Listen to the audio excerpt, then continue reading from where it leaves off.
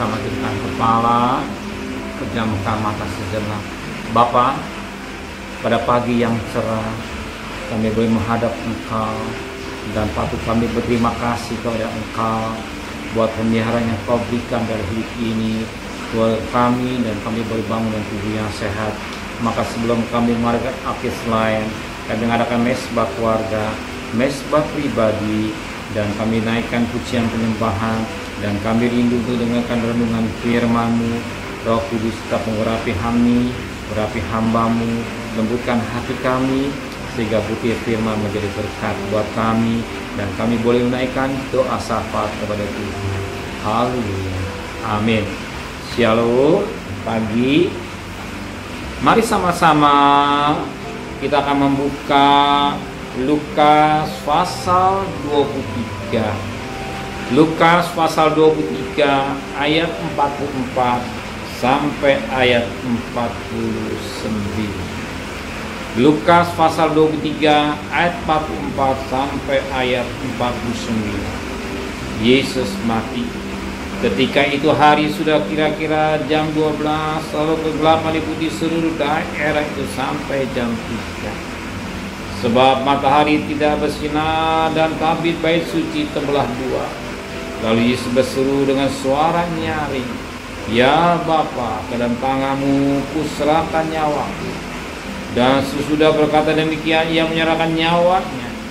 Ketika kepala palsu melihat apa yang terjadi, ia memuliakan Allah, katanya, "Sungguh orang ini adalah orang benar." Dan sesudah seluruh orang banyak yang datang berkerumun di situ untuk tontonan itu, melihat apa yang terjadi itu, pulanglah mereka sampai memukul-mukul diri.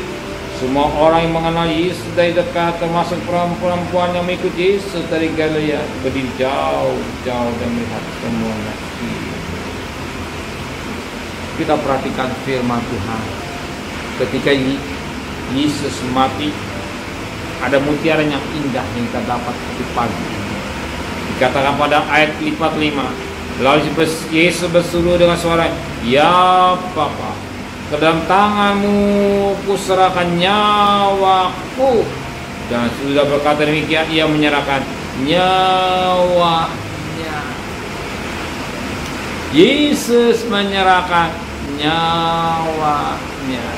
Yesus tidak dicabut nyawanya oleh malaikat air maut, tidak. Tapi firman Allah kata, Yesus menyerahkan.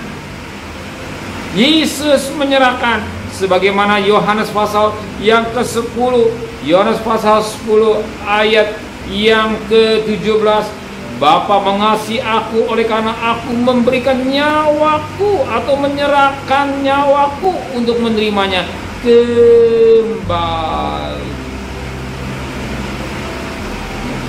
Aku memberikan nyawaku. Bahkan dikatakan dalam firman Tuhan pada ayat yang ke-18, "Tidak seorang pun mengambil daripadaku, melainkan aku memberikan menurut kehendakku sendiri. Aku berkuasa memberikannya dan kuasa mengambilnya kembali." Ini tugasnya. Jadi jelas, Yesus bukan diambil nyawanya, tapi Dia berikan nyawanya. Dia berikan nyawanya. Berarti kalau Dia tidak berikan nyawanya, Dia tetap hidup, tapi Dia menyerahkan. Dia serahkan nyawa. Maka Dia berkata, "Ya Bapa, ke dalam tangan-Mu kuserahkan nyawaku." Demikian Dia menyerahkan nyawa. Jadi Dia bukan diambil atau dicabut nyawa, tapi diserahkan. Menyerahkan. Kalau Dia menyerahkan, Dia juga yang mengambil. Firman Tuhan dikatakan pada Yohanes 10 ayat 18. Dia yang memberi, tapi Dia juga yang mengambil. Artinya kalau Dia mengambil, berarti Dia hidup. Namanya kalau manusia, kalau ada nyawa berarti hidup. Tapi kalau nyawa tidak ada, berarti manusia mati. Tetapi Dia memberi, tapi Dia mengambil, berarti Yesus itu hidup. Bapak, Yesus itu hidup. Tuhan saudara, karena Dia menyerahkan, mati, tapi untuk sementara, 3 hari Dia bangkit, berarti Dia hidup.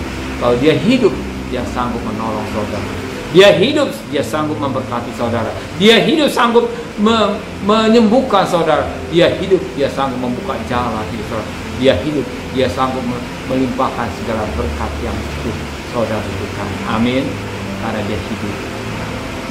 Karena dia hidup, dia sanggup menyelesaikan sesulit apapun masalah saudara.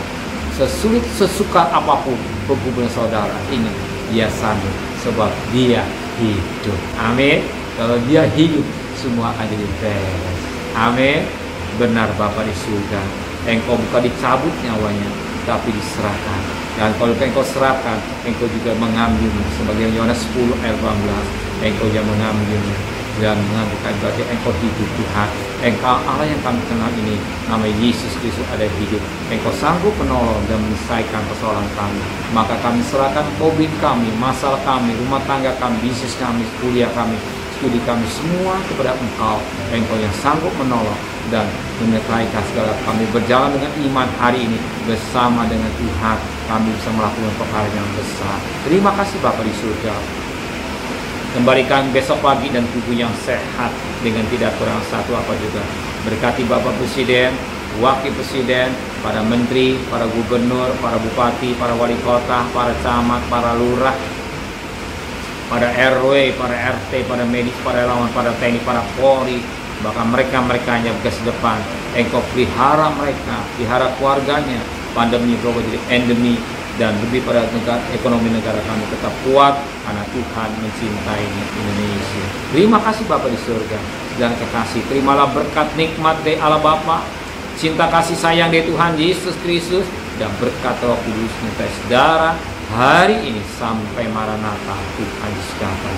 Yang cinta Dia katakan amin. Tuhan memberkati.